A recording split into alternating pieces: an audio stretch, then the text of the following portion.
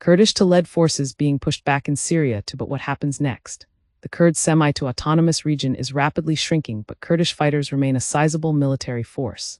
Damascus, meanwhile, is demanding they disarm and integrate into the national army. Northeast Syria is rapidly changing hands, and with it the country's fragile balance of power. For more than a decade, Kurdish authorities govern this region with a high degree of autonomy. Now Kurdish leaders warn that their way of life too, and their political future too, is under serious threat.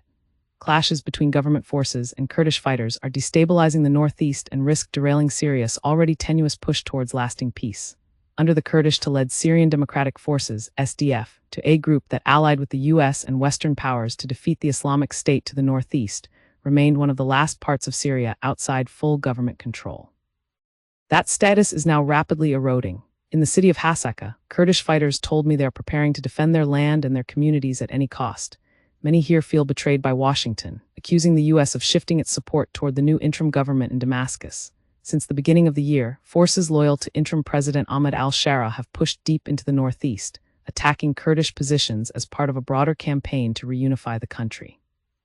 Government troops have retaken cities that were originally captured from ISIS by Kurdish forces, including Raqqa, a predominantly Arab city. Their residents celebrated as Kurdish fighters withdrew. One of the most consequential takeovers has been Al-Hol camp, a vast detention facility holding families linked to the Islamic State. When government forces moved in, scenes of chaos followed. Nearby, Al-Raj camp, to which the Sky News team visited, remains under Kurdish control. Inside, women and children live in harsh, overcrowded conditions. We want to go out, get an education. Zelan, a Turkish national, was just 12 years old when her parents joined ISIS. She's now 20 and has spent nearly a decade inside the camp. We want to go out, get an education, and live our lives, she said. We have seen nothing here to know life at all. 9 years in this place. Look around to no one can stand it. Anyone from outside who came here, even for just 1 month, would kill themselves. We've been here for 9 years. I worry about dying here. I can't see a way out, she told me. Like thousands of others, she remains trapped in legal limbo with no country willing to take her back. The head of Al-Raj camp, Hikmia Ibrahim, says the atmosphere inside has darkened since government forces began their advance. Since the new government took control of Damascus, there have been noticeable changes in the camp, she said. The women are feeling empowered and hopeful, believing that the era of the Islamic State is returning because they perceive ideologically aligned forces to be back in power. The offensive is reshaping Syria's political landscape following the fall of the Assad dynasty. The Kurds' semi-autonomous region, once stretching across much of the northeast, is now rapidly shrinking. At stake is control over the vast majority of Syria's oil and gas reserves, most of which are located in the northeast, vital revenue for a country struggling to rebuild after years of war. Despite their losses, the Kurds remain a sizable military force with long-held aspirations of statehood. Damascus is demanding they disarm and integrate into the national army. Children killed, women tortured. Kurdish leaders say that is impossible without firm security guarantees and a degree of political autonomy. In Kurdish-held areas, the new interim government, led by former rebel factions, some with extremist links, is viewed with deep mistrust.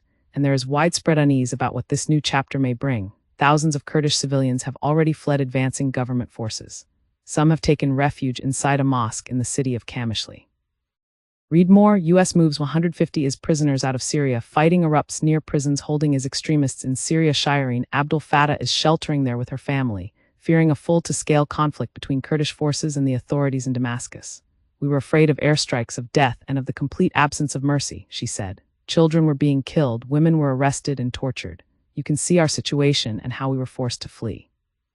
She described the new leadership in the capital as fundamentally hostile to Kurdish communities. In 2014, the same groups were fighting the Kurds to al-Qaeda affiliates and Jabhat al-Nusra attacked us, she said. Today, the same man has become the president of Syria, yet he does nothing for us as Kurds. At night, armed militias patrol roads across Kurdish regions as tensions continue to rise. A 15-day ceasefire, intended to allow the transfer of ISIS prisoners to a more secure facility in Iraq, is already beginning to fray, and Kurdish fighters say that if the Syrian army attempts to seize the region by force, they are prepared to fight to the end.